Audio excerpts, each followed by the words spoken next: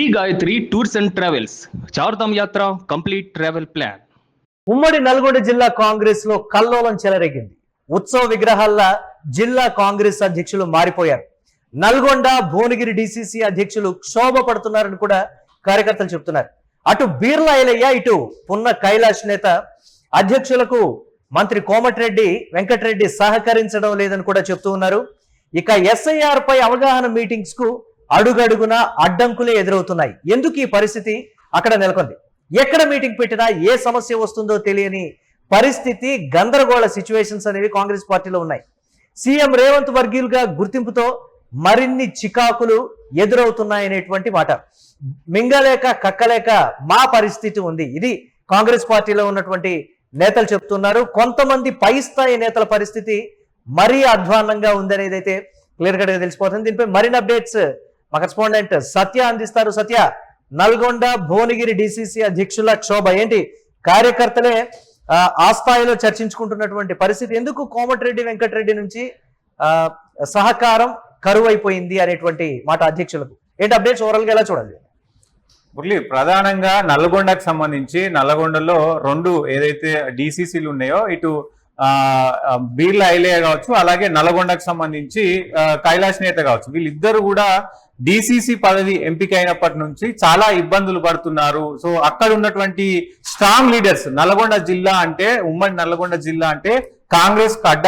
అక్కడ కోమటిరెడ్డి వెంకటరెడ్డి ఉన్నాడు, రాజగోపాల్ రెడ్డి ఉన్నారు, జానారెడ్డి ఉన్నారు, అలాగే ఉత్తమ్ కుమార్ రెడ్డి ఉన్నారు. వీళ్ళందరినీ తట్టుకొని ఈ పదవులు అంటే రేవంత్ రెడ్డి కేటగిరీలో, రేవంత్ కోటాలో ఇటు బీర్లా ఐలయ్యకు అలాగే అటు కైలాష్ నేతకి ఇద్దరికి కూడా డిసిసి వచ్చింది. డిసిసికి సంబంధించి ఆ పదవి వచ్చినప్పటి నుంచి కూడా ఏదైతే అధికారికంగా ఉండేటువంటి కార్యక్రమాలు, ప్రభుత్వం తరఫున చేసేటువంటి కార్యక్రమాలు అన్నిటికీ కూడా మరి ఎవరు సహకరించట్లేరు అంటూ కూడా కైలాష్ నేత కావచ్చు, ఇటు బీర్లా ఐలయ్య కావచ్చు, మరి ఆయన బాహాటంగా బయట చెప్తున్న పరిస్థితి కనబడతా ఉంది.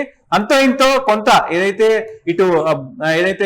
బీర్లా ఐలయ్య మాత్రం కొంత సీనియర్లను గౌరవిస్తూ, సీనియర్లతో అటు రేవంత్ను ఇటు సీనియర్లను కూడా కొంత సమన్వయం చేసుకుంటూ కొంత నెట్టుకుపోయే ప్రయత్నం చేస్తా ఉన్నాడు. ఎందుకంటే ఇటు ఏదైతే ఈ భువనగిరికి సంబంధించినటువంటి అంశంలో మరి ఆయన కీ రోల్ గా ఉన్నాడు కాబట్టి ఆయనకు కొంత ప్రాబ్లం తక్కువ ఉంది. అయినప్పటికీ కూడా జిల్లా స్థాయిలో ఏదైతే దక్కవలసినటువంటి మర్యాద కావచ్చు, ప్రభుత్వానికి సంబంధించినటువంటి కార్యక్రమాల్లో ఏదైతే ప్రోటోకాల్ వివాదం ఉంటుందో ఆ ప్రోటోకాల్ కు సంబంధించి కూడా ఏదైతే పిలుపులు రాకపోవడం కావచ్చు, ఇవన్నీ కూడా జరుగుతా ఉన్నాయి అనేది మనకు వస్తున్నటువంటి సమాచారం. కింద కార్యకర్తలు కూడా పెద్ద స్థాయిలో మాట్లాడుకుంటున్న పరిస్థితి కనబడుతుంది. చిన్న చిన్న విషయాలకు అంటే ఎమ్మెల్యేలు చేసుకోవాల్సినటువంటి వ్యవహారాలు కూడా మరి డిసిసిలే స్వయంగా వెళ్ళి మరి వాళ్ళే ఏదైతే గాంధీ భవన్ కావచ్చు, కొన్ని సెక్రటేరియట్ కావచ్చు, వీటన్నిటికి కూడా నేరుగా డిసిసిలే వెళ్ళి తెచ్చుకోవాల్సిన పరిస్థితి వస్తుంది. ప్రతిదానికి కూడా ఇన్ఫర్మేషన్ ఇవ్వట్లేరు అని నోరెళ్ళ పెట్టుకుంటున్న పరిస్థితి కనబడుతుంది. అయితే ఇటీవల కాలంలో ఇంకా కైలాష్ నేతకు సంబంధించి మాత్రం ఇటీవల కాలంలో ఆయన 4-5 రోజుల క్రితం ఆయన బర్త్డే అయింది. ఆ బర్త్డేలో పెద్ద ఎత్తున తన అభిమానులు, తన కార్యకర్తలు పెద్ద పెద్ద ఫ్లెక్సీలు వేశారు. ఆ ఫ్లెక్సీలు వేసిన తరుణంలో నల్లగొండలో మొత్తం కూడా ఫ్లెక్సీలను చింపేసి మొత్తం కూడా జిహెచ్ఎంసీ అధికారులకు హుకుం జారీ చేశారు అనేది కూడా తెలుస్తా ఉంది. సో మొత్తం ఆ ఫ్లెక్సీలు చింపేసిన తర్వాత మొత్తం అక్కడ కొంత కోలాహలం అయితే నెలకొన్న పరిస్థితి ఉంది. దాని తర్వాత మళ్ళొకసారి కైలాష్ నేత సరే చింపేశారు, సో బై మిస్టేక్ లా అయ్యిందేమో అని చెప్పి మళ్ళీ ఆ ఫ్లెక్సీలను మళ్ళీ నిర్మించిన పరిస్థితి ఉంది. కానీ జిహెచ్ఎంసీ అధికారులు కొంతమంది ఏదైతే ఈ కోమటిరెడ్డి వెంకటరెడ్డికి సంబంధించినటువంటి వాళ్ళు కావాలని ఇవన్నీ కూడా చేశారంటూ కూడా మరి ఆరోపణలు వస్తున్న పరిస్థితి కనబడతా ఉంది. ఖచ్చితంగా మేము చాలా ఇబ్బందులు పడతా ఉన్నాం, మాకు అధికారం ఉన్నప్పటికీ కూడా సో వాళ్ళు మంత్రులుగా ఉన్నారు, మేము డిసిసి అధ్యక్షులమైన అంటే మొత్తం కూడా 4-5 నియోజకవర్గాల్ని మా గ్రిప్ లో పెట్టుకునే ఛాన్స్ ఉన్నప్పటికీ కూడా కేవలం డిసిసి పేరు చెప్పుకోవడం దక్క మాకు ఏమి దక్కలేదంటూ కూడా మరి వాపోతున్న పరిస్థితి కనబడతా ఉంది. ఓ చెప్రాసి పని కంటే కూడా తక్కువైపోయిన పరిస్థితి కనబడుతుంది అంటూ కూడా మరి మాట్లాడుకుంటున్న పరిస్థితి ఉంది బయట. ఈ వ్యవహారానికి సంబంధించి అసలు రేవంత్ రెడ్డి వర్సెస్ మంత్రులు నడుస్తుందా, లేదంటే కావాలనే వీళ్ళని టార్గెట్ చేస్తున్నారా అనే కోణంలో కూడా బయట రకరకాల చర్చ జరుగుతుంది. ప్రస్తుతం 30 నెలలు అయిపోయింది కాబట్టి ఇంకొక 2 సంవత్సరాల పాలన ఉంది.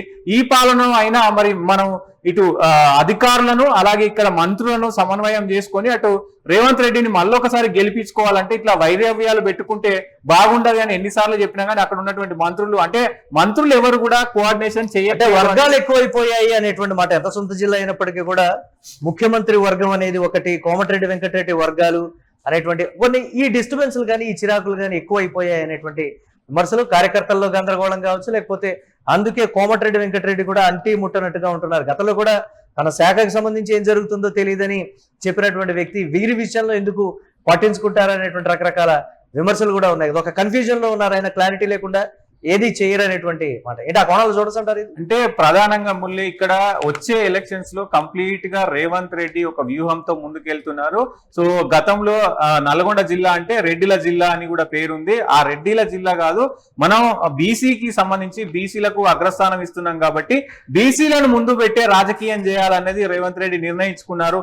దాంట్లో భాగంగానే వీళ్ళిద్దరికి కూడా ఆ డిసిసి పదవులను వచ్చినాయి అనేది తెలుస్తుంది. కానీ గత దశాబ్దాల కాలంగా నల్గొండ జిల్లాలో ఆధిపత్య పోరు అనేది నడుస్తుంది అనే దానికి మరి చాలా రోజుల నుంచి ఇటు కోమటిరెడ్డి బ్రదర్స్ కావచ్చు నల్గొండ జిల్లాని వాళ్ళ గుప్పెట్లో పెట్టుకోవాలని చాలా రోజుల నుంచి చూస్తా ఉన్నారు. అటు ఒకవైపు ఉత్తమ్ కుమార్ రెడ్డి ఇదే పరిస్థితి, నేను కూడా నా ఆధిపత్యాన్ని చూపించుకోవాలని ఉత్తమ్ కుమార్ రెడ్డి, అంతకుముందు జానారెడ్డి కూడా ఇదే పరిస్థితి ఉంది. ఇట్లా ఎవరికి వారు నల్గొండ జిల్లాలనే వాళ్ళు శాసించే స్థాయిలో చూడాలి, నేను నల్గొండ జిల్లాను మొత్తం నేనొక్కడినే శాసించాలని మరి అందరు కూడా అనుకున్నారు. కాబట్టి ఎవరికి వారే అన్నట్టుగా ఈ ప్రెజర్ అంతా కూడా అంటే నేనే ఈ నల్గొండ జిల్లాకు బాసును అని జానారెడ్డి కావచ్చు, నేనే నల్గొండ జిల్లాకి బాసునని కోమటిరెడ్డి వెంకటరెడ్డి కావచ్చు, నేనే నల్గొండకి బాసునని ఇటు ఉత్తమ్ కుమార్ రెడ్డి కావచ్చు, ఇట్లా ఎవరికి వారే ఉన్నారు. కాబట్టి ఇట్లా డిసిసిలు ఇట్లాంటి పరిస్థితి కనబడతా ఉంది. కానీ ఇట్లనే ఇది ముందుకు సాగితే ఈ 2 సంవత్సరాల్లో కూడా వచ్చే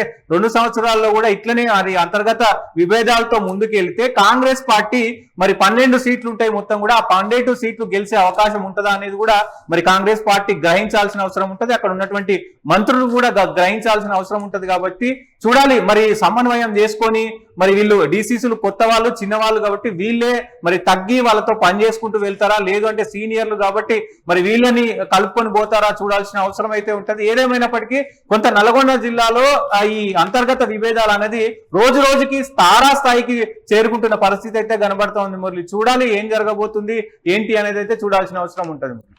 రైట్, థ్యాంక్స్ ఫర్ అప్డేట్స్ సత్య. మొత్తం మీద ఉమ్మడి నల్గొండ జిల్లా కాంగ్రెస్ లో కల్లోలం చెలరేగుతోంది. ఇది ప్రస్తుతం జిల్లాలో నెలకొన్నటువంటి ఒక హాట్ టాపిక్. అంటే జిల్లాకు సంబంధించినటువంటి కాంగ్రెస్ అధ్యక్షులు ఉత్సవ విగ్రహాలు తప్ప వారి వల్ల ఉపయోగం లేదనేటువంటి మాట. వారు కూడా ఏమీ చేయలేకపోతున్నారు. అంటే నల్గొండ భువనగిరి డిసిసి అధ్యక్షుల క్షోభకు సంబంధించి ప్రధానంగా జిల్లాలో అయితే చర్చ జరుగుతుంది. అటు బీర్లైలయ్య, ఇటు పున్న కైలాష్ నేత. ఈ నేపథ్యంలో కోమటిరెడ్డి వెంకటరెడ్డి అధ్యక్షులకైతే వారికి సహకరించడం లేదనేటువంటి మాట. మంత్రిగా ఉండి కూడా సొంత జిల్లాకు అంటే ఉమ్మడి జిల్లాకు సంబంధించి సొంత మంత్రిగా ఉన్నారు, ఎందుకు ఆయన నుంచి ఆ స్థాయిలో సహకారం కరువైందనేది కూడా ప్రధానంగా చర్చ జరుగుతోంది. అయితే ఎస్ఐఆర్ పై అవగాహన మీటింగ్స్ పెట్టినప్పటికీ కూడా అడుగడుగున అడ్డంకులే ఎదురవుతున్నాయనేటువంటి మాట. ఎక్కడ మీటింగ్ పెట్టినా ఏ సమస్య వస్తుందో, ఎందుకు వచ్చిన గొడవ అనేటువంటి పరిస్థితి కూడా అక్కడ కార్యకర్తల్లో ఉంది. సీఎం రేవంత్ వర్గీయులుగా గుర్తింపుతో మరిన్ని చిరాకులు వారికి ఎదురవుతున్నాయనేదే ప్రధానంగా వినిపిస్తున్నటువంటి మాట.